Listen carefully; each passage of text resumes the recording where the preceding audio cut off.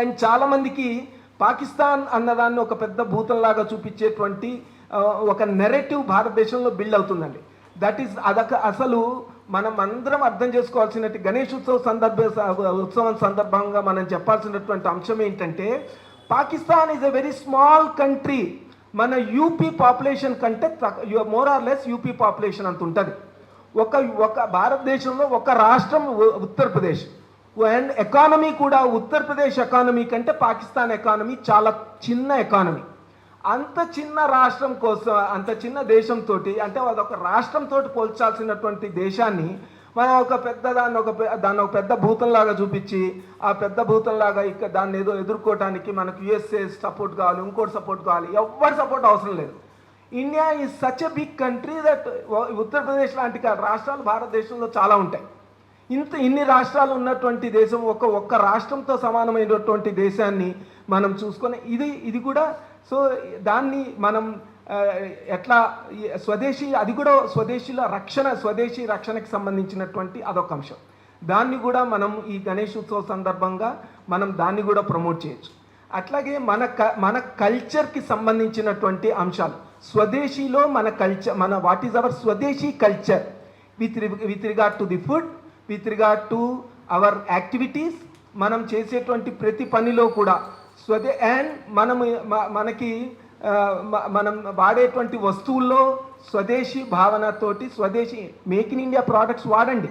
But make in India product కంటే ఎక్కువగా Indian కల్చర్తో relate అయినటువంటి ప్రోడక్ట్స్ను వాడటం ఎట్లా, ఇది మనం గణేష్ ఉత్సవ సందర్భంగా అది కూడా ఒక మ్యాట్రిక్స్ కింద తీసుకొని కొంత కంటెంట్ డెవలప్ చేసి, ఏమేమిటి ఇప్పుడు ఉదాహరణకి మీరు సబ్బుల గురించి తీసుకోవచ్చు.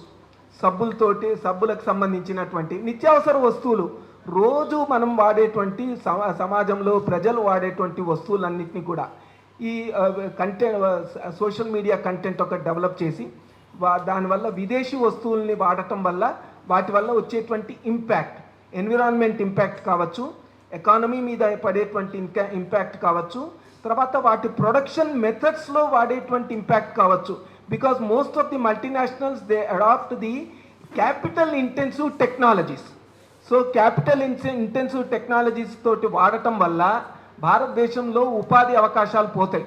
సో ఉపాధి అవకాశాలు పోతే భారతదేశం ఎప్పటికీ పేద దేశంగానే మిగిలిపోతుంది. ఎప్పటికీ కూడా వేరే వాళ్ళ మీద ఆధారపడాల్సి వస్తుంది.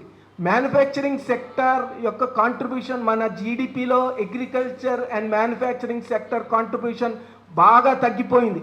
Agricultural contribution in the GDP has come down to 16 to 18%. And manufacturing sector దాని కాంట్రిబ్యూషన్ ఓన్లీ 20-21%లోకి వచ్చేసింది. సో మనమంతా కూడా ఈ సేవలు మాయల్లో పడిపోతున్నాం. ఈ సేవలు మాయలు అన్నది వెస్టర్న్ కాన్సెప్ట్. దాన్ని ఇండియనైజ్ చేయాలి అని అంటే manufacturing products. So think global, act local, ఇదొక థీమ్ కింద పెట్టుకోవాలి. సో స్వదేశీ భావన, స్వదేశీ గణేశోత్సవ సందర్భంగా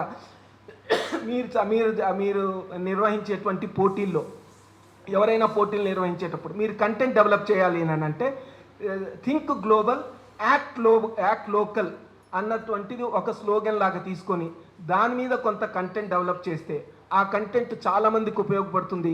వాళ్ళందరూ కూడా ఆ కంటెంట్ మీద మిగిలిన వాళ్ళు కూడా వర్క్ చేయగలుగుతారు. సో ఇట్లా మీరు ఏ మెట్రిక్స్ని తీసుకోగలుగుతారో, స్వదేశీ కాన్సెప్ట్ తోటి లింక్ అయినటువంటి మ్యాట్రిక్స్ అన్నీ కూడా మనం తీసుకొని కంటెంట్ డెవలప్ చేయగలగాలి. దానికి ఇవాళ హ్యూజ్ కంటెంట్ మన దగ్గర స్టాటిస్టిక్స్ ఉన్నాయి. అండ్ దానికి కావాల్సినటువంటి మిగిలిన డీటెయిల్స్ అన్నీ కూడా అందరికీ అందుబాటులో ఉన్నాయి. అన్నిటికంటే మించి ఇవాళ మనకి ఆర్టిఫిషియల్ ఇంటెలిజెన్స్ తోటి ఉన్నటువంటి ఇన్ఫర్మేషన్ కూడా వస్తుంది. బట్ ఎవరైతే ఆర్టిఫిషియల్ ఇంటెలిజెన్స్, ChatGPT అండ్ మిగిలిన వాడతారో వాళ్ళు కొన్ని అంశాలను చాలా జాగ్రత్తగా పెట్టుకోవాలండి.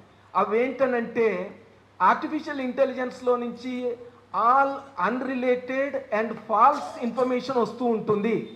So please check the credibility of the information which you are taking from the ChatGPT and many other AI tools. మీరు AI tools నుంచి ఇన్ఫర్మేషన్ తీసుకోవద్దని నేను అన్నట్లే.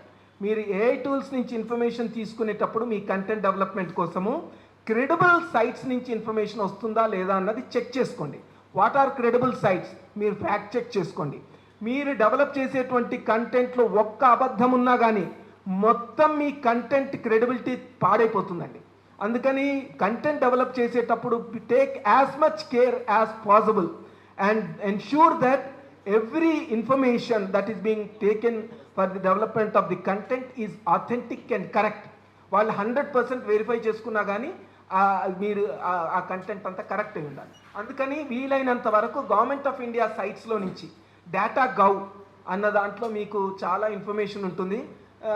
india.data.gov ఒకటి ఉన్నది కదా, ఇట్లాంటివి మీకు చాలా సిఎంఐ సైట్స్ ఉన్నాయి. సిఎంఐ సైట్లో నుంచి కూడా క్రెడిబుల్ ఇన్ఫర్మేషన్ వస్తుంటుంది. ఆర్బీఐ సైట్స్ ఉంది, మినిస్ట్రీ ఆఫ్ ఫైనాన్స్ సైట్స్ ఉంటాయి. అట్లా ఏదైతే గవర్నమెంట్ ఆఫ్ ఇండియా సైట్స్ ఉంటాయో లేకపోతే మిగిలిన స్టేట్ గవర్నమెంట్ సైట్స్ ఉన్నాయో అఫీషియల్ ఇన్ఫర్మేషన్స్ని తీసుకొని కంటెంట్ డెవలప్ చేయండి. అన్అఫీషియల్ ఇన్ఫర్మేషన్స్ తోటి ఏఐ మీద వచ్చినటువంటి వాటితోటి కంటెంట్ డెవలప్ చేస్తే క్రెడిబిలిటీ పోయిందనంటే మీరు చేసినటువంటి ప్రయత్నం అంతా కూడా నిష్ఫలమైపోతుంది. అయితే కంటెంట్ డెవలప్ చేసేటప్పుడు కంటెంట్ని ఎట్లా డెవలప్ చేయాలి అని అంటే ఈ ఫెస్టివల్లో ఉన్నటువంటి ఒక అంశం తీసుకోవాలి. ఆ ఫెస్టివల్లో ఉన్నటువంటి అంశంని దాన్ని మనం స్వదేశీతోటి లింక్ చేయగలగాలి. ఉదాహరణకి ఇక్కడ తీసుకొచ్చేటువంటి ఒక ప్లాస్టిక్ పూలదండ పెట్టారనుకోండి. సో ప్లాస్టిక్ పూలదండ ఇది మన కల్చర్ కాదు.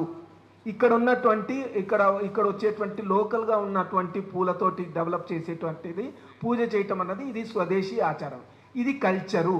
దీని మీద ఆధారపడి మనం ఇది ఉండాలి. అట్లా మనము ఈ కంటెంట్ డెవలప్ చేసేటప్పుడు పూజలో మనం వాడేటువంటి వస్తువులని లేకపోతే అక్కడ అలంకరించేటువంటి వస్తువులని అక్కడ డెకరేట్ చేసేటువంటి వస్తువుల్ని పండాలను ఎట్లా డెవలప్ చేస్తున్నారు, పండాల డిజైన్ ఎట్లా చేశారు, వీటిని తీసుకొని వాటిలో నుంచి స్వదేశీ కాన్సెప్ట్. మీరంతా క్రియేటర్స్, మీ క్రియేటివిటీ చాలా ఉంటుంది కాబట్టి మీరు దాన్ని స్వదేశీతోటి లింక్ చేయగలగాలి. సో స్వదేశీతోటి లింక్ చేసేటప్పుడు దానికి సంబంధించినటువంటి పండాలు ఉందనుకోండి, పండాలు వేయటానికి గణేష్ ఉత్సవ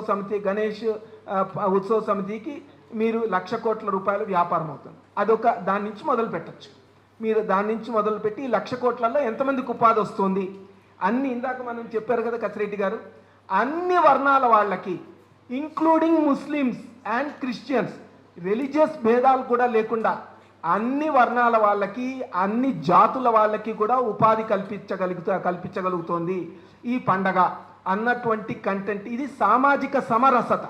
దిస్ ఈజ్ వాట్ ఈజ్ మనము వసుదైక కుటుంబకం అని చెప్పుకునేటువంటి ఇండియన్ కాన్సెప్ట్ ఏదైతే ఉన్నదో అది స్వదేశీ.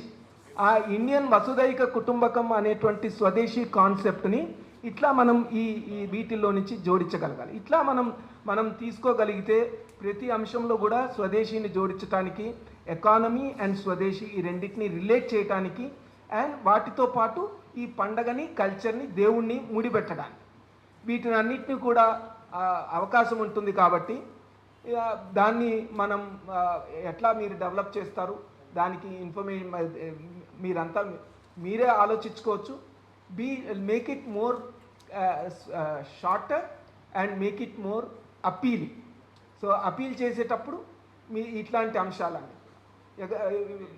అండ్ భారతదేశం నుంచి విదేశాలకు యుఎస్కి వెళ్ళేటువంటి స్టూడెంట్స్ తీసుకెళ్లేటువంటి ఇండియన్ రెవెన్యూస్ $18 బిలియన్ భారతదేశం నుంచి ఇక్కడ యుఎస్కి ఓన్లీ యుఎస్ యూనివర్సిటీస్కి వెళ్తున్నటువంటి స్టూడెంట్స్ తీసుకెళ్తున్నటువంటి మనీ. సో మీరు గణేశోత్సవం సందర్భంగా అక్కడ ఏదన్నా సరే ఒక ఎలక్యూషన్ కాంపిటీషన్ పెడితే foreign universities versus Indian universities, అట్లా మీరు foreign technological developments versus Indian technological developments, ఇట్లా మీరు అన్ని అంశాల్లో సాంకేతిక పరంగా భారతదేశం సాధించినటువంటి విజయాలు, భారతదేశానికి మనకు స్వాతంత్రం వచ్చినప్పుడు భారతదేశానికి ఉన్నటువంటి ఫస్ట్ బడ్జెట్ షణ్ముగం శెట్టి గారు ఫస్ట్ బడ్జెట్ ప్రజెంట్ చేసినప్పుడు భారతదేశం యొక్క total revenues were not more than 300 crores of rupees. 300 కోట్ల రూపాయలతోటి మన జర్నీ స్టార్ట్ చేశాం. మొన్న నిర్మలా సీతారామన్ గారు బడ్జెట్ ప్రజెంట్ చేసినప్పుడు the budget was beyond 45,000 crores of rupees. So 300 కోట్ల నుంచి మొదలుపెట్టి మనం ఈ స్థాయికి ఎదిగాము. ఇదంతా ఎదగలిగాము అని అంటే ఇక్కడ ఉన్నటువంటి ప్రజల కాంట్రిబ్యూషన్, సామూహిక శక్తితోటి మనం ఈ విధంగా ఎదగలిగాము. అట్లాగే భారతదేశానికి స్వాతంత్రం వచ్చినప్పుడు 33 crores పాపులేషన్కి బువ్వ లేదు, భోజనం లేదు, ఆకలి. ఇక్కడ ఉన్నటువంటి మహిళలు, ఇక్కడ average life expectancy was only 33. భారతదేశం ఆ రోజున ఆహార ధాన్యాలు దిగుమతి చేసుకునేది. తల్లులు బిడ్డలకు పాలు పట్టలేని పరిస్థితి, పాలు లేవు. 1970లో ఆపరేషన్ ఫ్లడ్ వచ్చిన తర్వాతనే భారతదేశం ఇవాళ ప్రపంచంలో అత్యధిక మిల్క్ ప్రొడ్యూసర్ అవ్వగలిగింది. అలాగే ఆ రోజున ఎగ్ ప్రొడక్షన్ చాలా తక్కువ.